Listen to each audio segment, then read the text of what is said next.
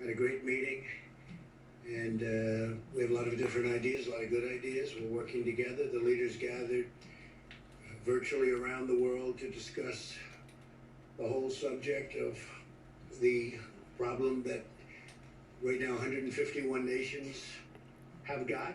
We had President Alberto Fernandez of Argentina, Prime Minister Scott Morrison of Australia, President Jair Bolsonaro of Brazil, Prime Minister Justin Trudeau of Canada, President Xi of China, President Emmanuel Macron of France, Chancellor Angela Merkel of Germany, Prime Minister Modi of India, President Widodo of Indonesia, Prime Minister Giuseppe Conte of Italy, Prime Minister Shinzo Abe of Japan. Congratulations to Japan on making a great decision on the Olympics. We'll make it next year, 2021.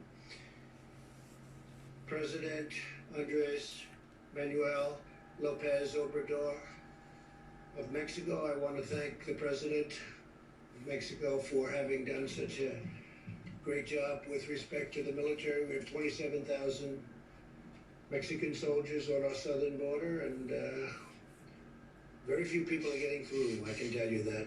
We got to keep it that way. And we have a great relationship with Mexico now. President Putin of Russia, King Salman of Saudi Arabia, President Ramaphosa of South Africa, President Moon of, as you know, a country that we spend a lot of time in, South Korea. We're working very hard on that.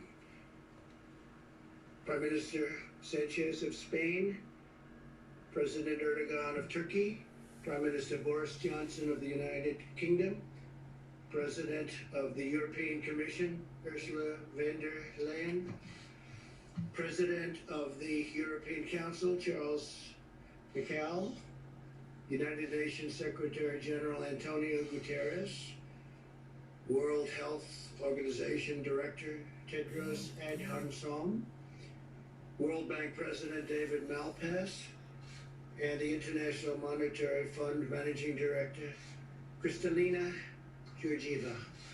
So that's a big group, but it's a great group. It's and they were all there, every one of them, and we talked about the problem, and hopefully it won't be a problem for too much longer. The United States is working with our friends and partners around the world to stop the spread of the virus and coordinate our efforts. We discussed how vitally important it is for all of our nations to immediately share information and data, and we've been doing that to a large extent, but we'll do it even more so, and to inform our, I guess you could say, form each of us on the fight that we've got going one way or the other. It's a little bit different, but we're handling it a little bit in different ways. But there is great uniformity. I think it was a terrific meeting. Tremendous spirit among all of those countries. You had 20 countries plus the other people that I mentioned, and tremendous spirit to get this over with. After the meeting with the world leaders, I spoke with the governors of our 50 states and territories.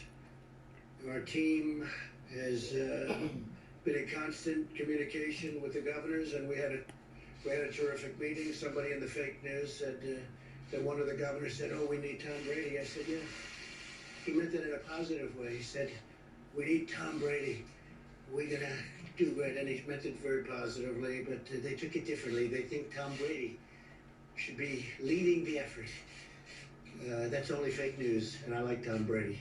Spoke to him the other day. He's a great guy.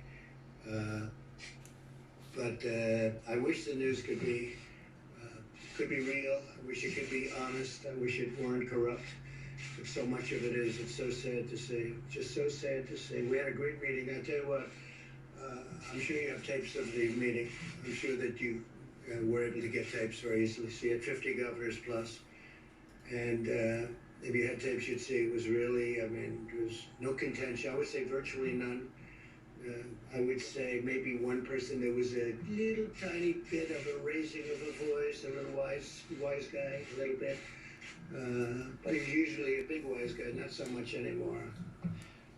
We saw to it that he wouldn't be so much anymore, but he is, we had, I mean, I would rate Mike was there, a lot of the folks in the back were there. And it was a great meeting, took place at about 12 o'clock. So we went from the G20 to the governors. We also spoke about the economic relief with the governors and the package that we're moving through Congress to deliver much needed financial assistance to hardworking families and small businesses.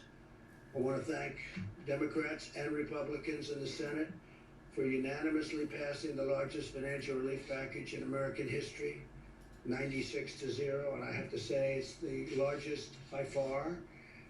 And I'm profoundly grateful that both parties came together to provide relief for American workers and families in this hour of need.